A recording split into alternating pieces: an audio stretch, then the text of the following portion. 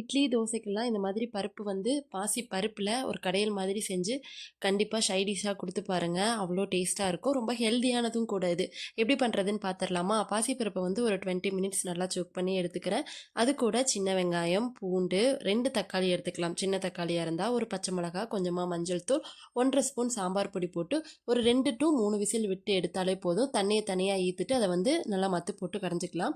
சின்னதாக ஒரு பேனில் ஆயில் விட்டு கடுகு, ஜீரகம், கொஞ்சமாக வெந்தயம், ஒரு வரமிளகா, கொஞ்சோண்டு கருவேப்பிலை போட்டு நல்லா தாளித்து இந்த பருப்பு கடையலுக்குள்ளே போட்டு பருப்பாமத்து போட்டு நல்லா கிண்டிட்டு, அதுக்கப்புறம் நம்ம தனியாக எடுத்து வச்சுருக்கோம் பார்த்தியா தண்ணியை, அதையுமே வந்துட்டு அதுக்குள்ளே ஆட் பண்ணிவிட்டு தேவையான அளவு உப்பு சேர்த்து சும்மா ஒரு கொதிக்க விட்டு அது கூட கொத்தமல்லி தலையை தூவி இறக்கணும். அப்படின்னா ரொம்ப டேஸ்டான பாசிப்பருப்பு கடையல் வந்து ரெடி. இது கண்டிப்பாக நல்லா இருக்குங்க. கொஞ்சம் சில்லி மட்டும் நம்ம கூட சேர்த்துக்கிட்டோம் அப்படின்னா நல்லா காரசாரமாக அவ்வளோ நல்லாயிருக்கும்.